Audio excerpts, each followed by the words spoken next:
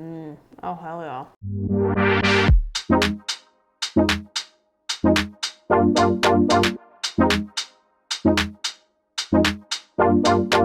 All right, we are hitting that time of year where everything is more comfort-based. We're looking for Thanksgiving meals and Christmas meals and just meals that are warm and comforting that you can bring to potlucks, except it's COVID-19, so don't do that, that you can enjoy with your family now. So today I'm going to show you how to make it seems complicated, but it's not, but a very basic like beef Wellington. Hey guys, I'm Candace the Edgy Veg and welcome back to my channel. If you're new here, hit the subscribe button. If you like these videos where I show you how to make some of my favorite dishes, give this video a big thumbs up and let me know if you have any requests in the comment section down below. I'm going to show you how to make a beef Wellington, but vegan. And I've chosen to do more of the minced beef Wellington style as opposed to like a tenderloin because this is easier. For the base, I'm going to use just like a veggie ground brown situation. You can use whatever your favorite vegan, vegetarian ground is. You can use, just the Eve stuff like I have.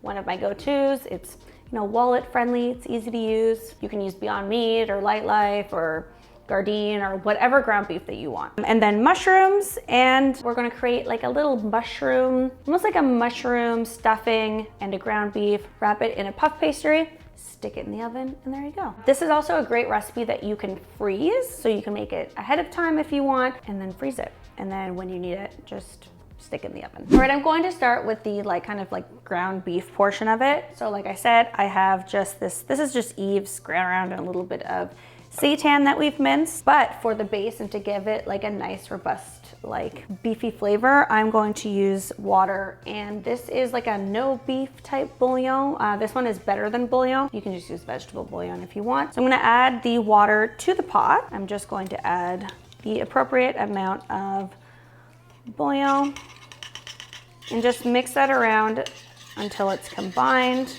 I just prefer bouillon because you have control over the strength of it, how much you want to use. All right, so that's dissolved. Now I'm going to toss in my spices. So I have thyme, garlic powder, and onion powder. Give that a quick mix around and then toss in whatever your favorite mince substitute is.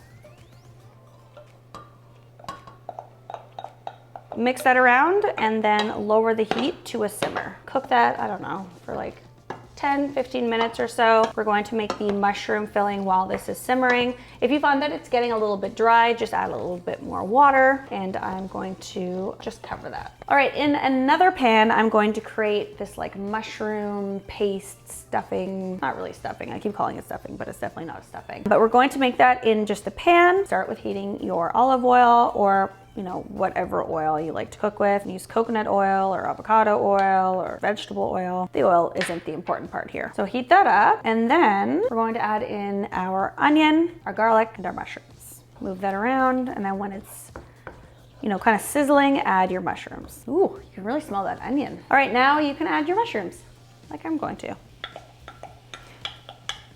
There we go. So this is 2 cups of chopped mushrooms. So they're more minced than chopped or finely chopped. And when you measure this, you want to chop them, then measure, not the other way around. There's a little trick when you're reading a recipe. If it says 2 cups chopped mushrooms, then you're measuring the chopped mushrooms. If it says 2 cups mushrooms, comma chopped, then you're measuring the whole mushroom in 2 cups. 2 cups of whole mushroom and then chopping them. And cook them for about 5 to 10 minutes until the onions and garlic have released the liquid, mushrooms as well, and they've turned kind of brown. If your garlic starts to burn, it's cooking more quickly than you want, you can add a little bit of red wine to deglaze the pan. Okay, now we are going to deglaze the pan with some red wine. If you don't cook with alcohol, you could always do this with more broth, but I'm going to add it to the pan and then just let it cook off.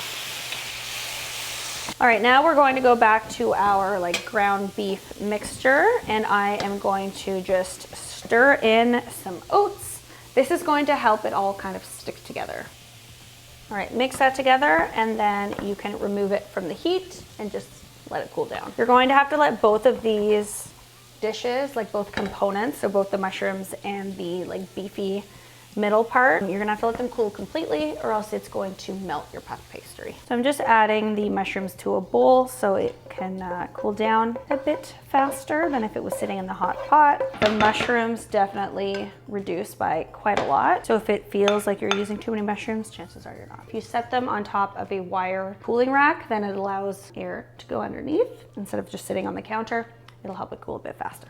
I forgot to add the parsley. You can add parsley to your beefy mixture. Like once you take it off of the heat, just mix it around and now let it cool. All right, these guys are nice and cooled. So we can go ahead and roll out our puff pastry. I put it between two pieces of parchment just because it's easier to roll out that way. Then you don't have to deal with it sticking to this. I just put a little bit of flour on the top here and I'm just going to roll it out into like a rectangle shape. If you are doing this with individual sizes, you would cut the pastry into 4 pieces. One pastry should give you about 4 different little loaves or little Wellingtons. Little wellies, we'll call them. So roll this out. You want it to be a rectangle, but you also want to make sure that you have enough on the side here so that you can do a little like braid crisscross situation. Okay, so you should have something that looks like this.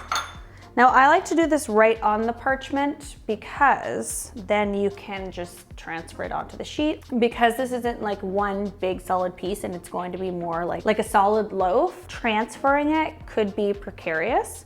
So I do it right on the parchment paper so I can just go ahead and lift it up like this and transfer it onto whatever I'm baking it in, a baking pan. So I'm just gonna tuck the other piece of parchment underneath and add the mushroom. You want to add the mushroom in the middle and leave enough on the edge here so that you can do this like crisscross braid that we're going to do. And just spread it down the entire middle of your loaf. Make sure it's relatively the same thickness all the way across. All right, to make the egg wash that I'm going to use to kind of act as glue to hold the whole thing together once I braid it, and then also to give it a nice sheen, is a little bit of soy milk or almond milk or whatever milk you have at home, and then a little bit of maple syrup or agave.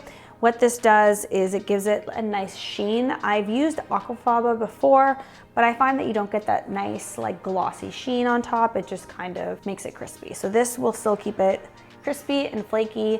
You get that shiny sheen to it, and there's a little hint of sweetness that goes really well with the mushrooms and your veggie beef. So it's about 1 tablespoon of plant-based milk to 1 teaspoon of agave or maple syrup. Just mix that together. Now, we're gonna take our ground beef melange, our mixture, and just kind of press it to kind of form like a meatloaf type shape, and then put it in the center of your pastry. And just kind of press it together. Now I'm going to take this, we'll call it a milk wash because there's no egg in it, but just going to put it along the side with a brush. I mean, if you don't have a brush, you can also just do this with a spoon. And this is going to act like a glue that holds the pastry together. And then I'm just going to create little slits on each side. They're not even by any stretch of the imagination. So I'm going to start here, lift that up. You just kind of like zigzag your little pieces across. The great thing about puff pastry is that it might not look really great right away, but once it bakes, it'll look like you know what you're doing. And then you can use your like egg wash as a little glue. There, now it'll look pretty. I never claimed to be good at this. There, and then it has some venting on the side, and you can throw it in the oven. Oh, beautiful milk bath. The milk does burn when it's left on the parchment. I just kind of go in with a towel and get rid of any of the milk that's kind of on the side, because then it burns, and then when you take it out, it doesn't look as pretty, and it's a whole thing. This is a great time to use your ShamWow. And then put it in the oven for 25 minutes. Okay, goodbye.